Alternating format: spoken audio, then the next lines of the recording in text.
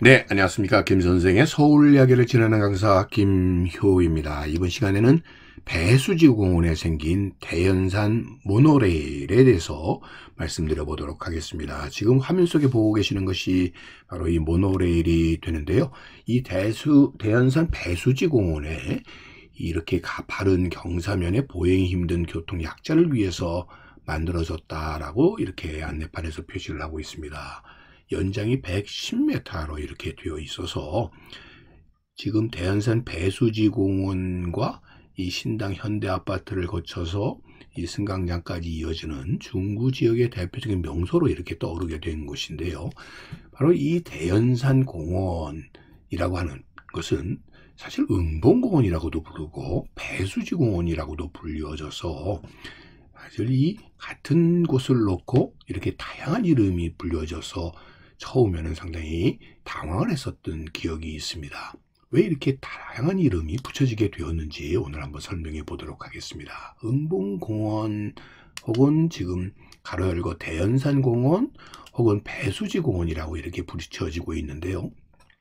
이것은 이 자리가 원래 이 동네가 응봉이었고 또 한편으로는 이 동네의 지역, 행정지역으로는 대현리에 이렇게 있었을 뿐만 아니라 이곳이 서울의 수돗물이 공급될 때 그 배수지가 있었던 곳이다 보니까 또 배수지라는 명칭이 붙여지게 되었다라고 보시면 되겠습니다. 지금 보시는 것처럼 이 82m의 이 봉우리를 응봉이라고 불러왔고요. 이곳에 만들어졌었던 배수지, 그것도 두 개의 배수지다 보니까 제1, 2배수지가 있는 산의 이름이 응봉이다 보니까 응봉 배수지 공원이 되게 되었고요. 지금 보시는 것처럼 이 동네가 대현리, 큰 고개의 마을이다 보니까 이렇게 붙여졌다라고 보시면 되겠습니다. 그래서 이 배수지에서 서울로 공급되는, 그래서 중심이 되는 것이 이 광희문까지 이루어지는 지금 점선으로 표시되어 있는 것이 당시 물길이 되겠고요. 배수 관로가 묻혀져 있었던 것이 되겠고, 이곳이 오늘날 도로화 되게 되다 보니까 지금 모노레일이 만들어지게 된 것은 결국 이 대연 배수지 공원이 80m 높이에 있다 보니까 낮은 지역과 가는 데 있어서 대단히 가파른 고지에 해당이 되었다라고 보시면 되겠습니다. 광무 11년, 그러니까 1908년에 우리 서울의 수돗물의 역사가 시작이 되게 된 것은 바로 이 뚝섬 정수장으로부터 시작이 되었다고 보시면 되겠습니다. 그것은 당시만 하더라도 이 뚝섬 나루가 서울에서는 가장 최상류에 해당된 깨끗한 물을 취수할 수 있는 곳이었기 때문이라고 보시면 되겠고요. 또 하나 중요한 것은 이곳에서 배수를 하기 위해서 사용했었던 당시에 펌프를 위한 목재, 소위 땔감을 쉽게 구할 수 있는 곳이 바로 뚝섬이었기 때문이라고 보시면 되겠습니다. 그래서 이 뚝섬에서 만들어진 수돗물을 시가지로 배수하기 위해서 대연산 배수지로 송수를 하게 되었고요.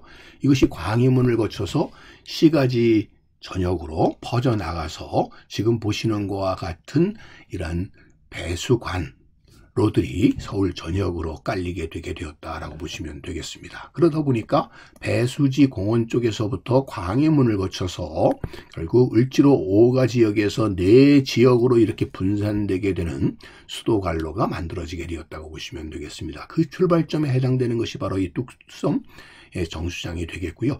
지금 이 굴뚝에서 나오는 연기가 이곳에서 펌핑을 해서 대연산까지 수돗물을 올리기 위한 노력이었다고 보시면 되겠고요. 오늘날의 수도 박물관에서 볼 수 있는 이런 펌프들이 그런 역할을 했었다고 보시면 되겠습니다.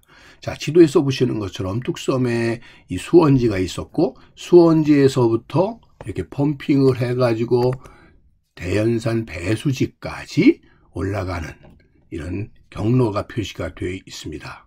그리고 이 두 개의 배수지로 가기 위해서는 이 해발 82m 높이까지 물을 쏴 올리기 위해서 일정한 수압이 필요했겠죠. 그러기 위해서 펌핑을 했었다라고 보시면 되겠습니다.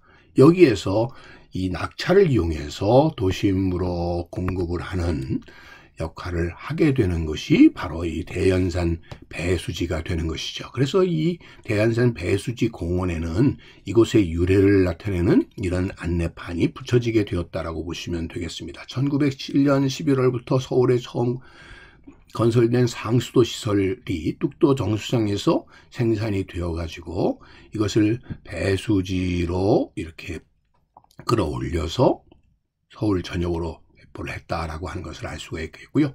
이곳에 제1배수지와 제2배수지의 두 개의 배수지가 있었다는 것을 이 표지석으로 확인해 볼 수가 있겠습니다. 오늘날은 이것이 다 복개가 되어서 배수지를 우리가 이렇게 육안으로 볼 수는 없습니다만 이 배수 펌프장이 있는 관리시설을 통해서 이를 확인해 볼 수가 있겠고요.